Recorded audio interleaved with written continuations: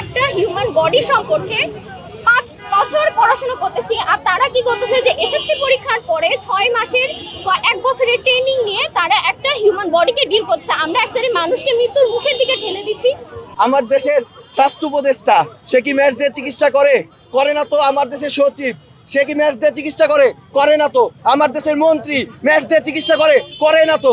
তারা যদি ম্যাচ দিয়ে চিকিৎসা না করে, আমার দেশের খেটে খাওয়া গরিব মানুষ কেন ম্যাচ দিয়ে চিকিৎসা করবে? যেটা আপনি দেবেন যে তারা হচ্ছে ঠিক মতো তাদের নামের মান দিতে পারে, সেখানে একটা মেডিসিন প্রেসক্রাইব করা, একটা মেডিসিনের প্রপার নাম রাখা, সেটা কখন কোন ওষুধ কী কাজে ব্যবহার করা হয় এই ধরনের কোনো আইডিয়াই তাদের নাই। তো এরা যদি আসলে ডাক্তার হতে চায়, মূলত ওরা চাইতেছে যে ওদের নামের আগে ডাক্তার পদবি লাগাবে, তো এইটা হতে দেওয়া যাবে না। প্রান্তিক পর্যায়ে যেসব মানুষ আছেন তারা এই ধরনের ডাক্তারদের কাছে যে ভুয়া চিকিৎসা পাচ্ছে, যাদের ফলে তার ফলে তাদের জীবনটা ঝুঁকির মুখে চলে যাচ্ছে। যে শিক্ষাগত যোগ্যতা, তারা হচ্ছে এসএসসি পাস করে নিয়ে সিম্পল হচ্ছে মনে করেন যে কেন তারা ডাক্তার না হয়ে ম্যাথসের যেতে চায়, ডিপ্লোমা কেন করে?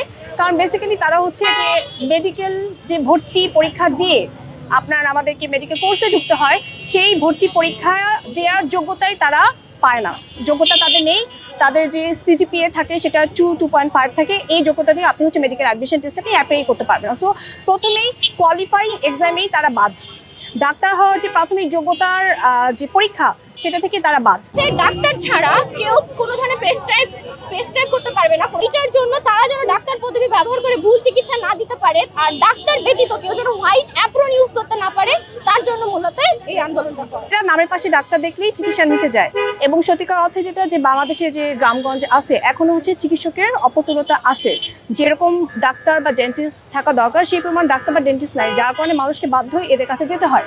তারপরে এখন হয়তো তারা পল্লী চিকিৎসক হিসেবে নিজেদেরকে পরিচয় দিচ্ছে, কিন্তু তারা যদি নামের পাশে ডাক্তার লেখে, মানুষ কিভাবে বুঝবে যে কে পাশ করা ডাক্তার এবং কে ভুয়া ডাক্তার? তাতে করে আসলে ডাক্তারদের কি খুব বেশি কিছু যাচ্ছে আসতেছে না, ডাক্তাররা কিন্তু ডাক্তারদের মতো প্র্যাকটিস করেই যাচ্ছে।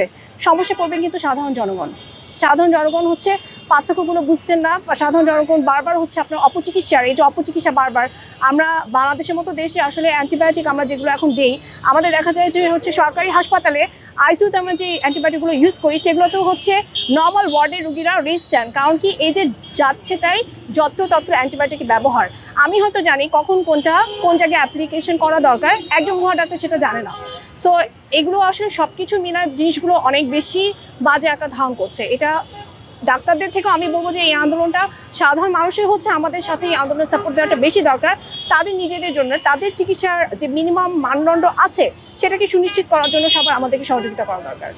মেডিকেল অ্যাসিস্ট্যান্ট ট্রেনিং স্কুল, তো যারা অ্যাসিস্ট্যান্ট ট্রেনিং স্কুল থেকে পড়ে তারা অবশ্যই ডাক্তার না, সেখানে বলাই আছে অ্যাসিস্ট্যান্ট ট্রেনিং স্কুল। আর যেসব নীতি নির্ধারক বা অন্য কেউ যারা উচ্চপদস্থ আছে, যারা এদের ডাক্তার দেওয়ার জন্য উঠে পড়ে লেগেছে, তারা কি ম্যাচ দিয়ে চিকিৎসা করে? তারা তো চিকিৎসা করে না। আমার দেশের স্বাস্থ্য উপদেষ্টা সে কি ম্যাচ দিয়ে চিকিৎসা করে না তো। আমার দেশের সচিব সে কি ম্যাচ দিয়ে চিকিৎসা করে না তো। আমার দেশের মন্ত্রী ম্যাচ দিয়ে চিকিৎসা করে না তো। তারা যদি ম্যাচ দিয়ে চিকিৎসা না করে, আমার দেশের খেটে খাওয়া গরিব মানুষ কেন ম্যাচ দিয়ে চিকিৎসা করবে? এই বৈষম্য আর থাকা যাবে না। যদি আমার স্বাস্থ্য উপদেষ্টা সিঙ্গাপুর যায়, ঠিক আছে, তাহলে আমার দেশের গরিব মানুষকে সিঙ্গাপুর পাঠাইতে হবে।